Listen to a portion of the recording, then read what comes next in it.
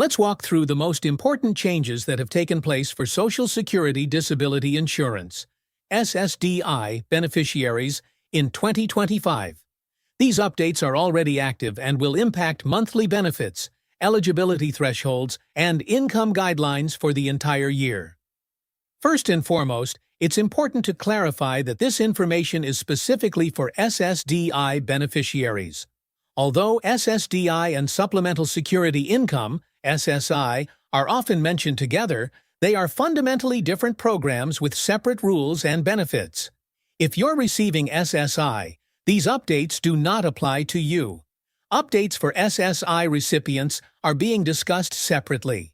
Now, for the millions of people currently receiving SSDI, here are the 5 most important updates that took effect at the start of 2025 and are now in place for the remainder of the year. 1. Medicare Part B Premium Increase.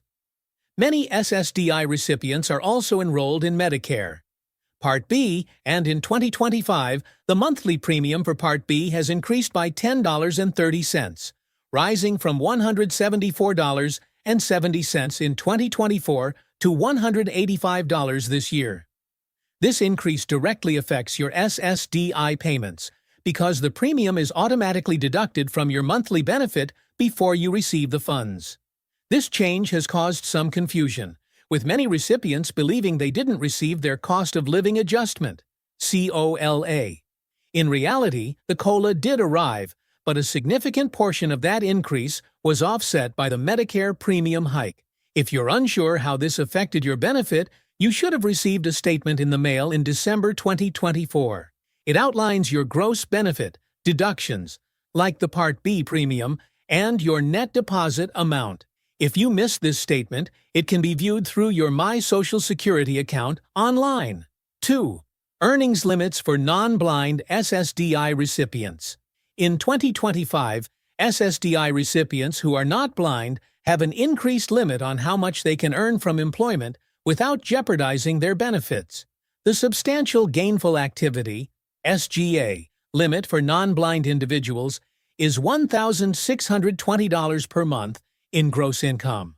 Earning more than this amount may trigger a review of your eligibility for SSDI, unless you're in your 9-month trial work period. Once you're over the threshold and outside that protected trial period, the Social Security Administration, SSA, may determine that you no longer qualify for benefits, and you could face benefit reductions or even termination. That's why it's important to monitor your income carefully. 3. Earnings limits for blind SSDI recipients. If you're receiving SSDI due to blindness or severe vision impairment, your earnings threshold is higher. In 2025, blind SSDI recipients can earn up to $2,700 per month before crossing the SGA limit. However, the same rules apply here. Earning above this amount may result in garnishment or a full suspension of your benefit, as SSA may conclude you are engaging in substantial gainful activity. Even if you are not currently working, knowing these thresholds is crucial. If circumstances change and you begin earning income through a job or a side project, this information becomes very relevant. 4. 2025 Cost of Living Adjustment (COLA).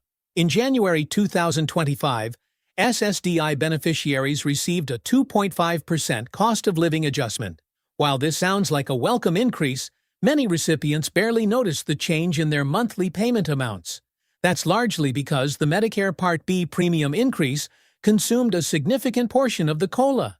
As a result, even though the official benefit amount went up, the actual take-home pay for many SSDI recipients stayed almost the same, or only increased by a few dollars.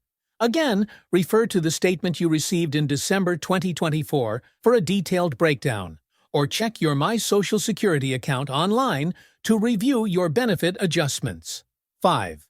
Average SSDI monthly benefit in 2025. The average SSDI monthly payment in 2025 is just under $1,600. This number is a statistical average across all SSDI beneficiaries and includes a wide range of benefit levels depending on the individual's work history, earnings record, and other eligibility factors. Some recipients receive less, and some receive more. If your benefit feels significantly lower than the average, remember that SSDI benefits are calculated based on your prior income and Social Security contributions, not a universal base rate. Bonus insight: SSDI and full retirement age. Although not a 2025 specific change, there is one important aspect of SSDI worth highlighting.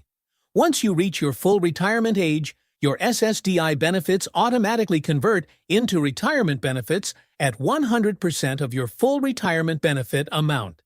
That means you'll continue receiving the same monthly payment, but the category of your benefit changes from disability to retirement. This is helpful to know, especially for long-term SSDI recipients approaching retirement age. The transition is automatic, and there's no reduction in your benefit due to early retirement penalties, as long as you were receiving SSDI prior to reaching full retirement age. Final thoughts: these updates are critical for anyone receiving SSDI in 2025. Whether it's understanding how Medicare deductions impact your benefits, tracking your earnings to stay below the SGA limit, or just knowing what your COLA increase should look like, staying informed is essential.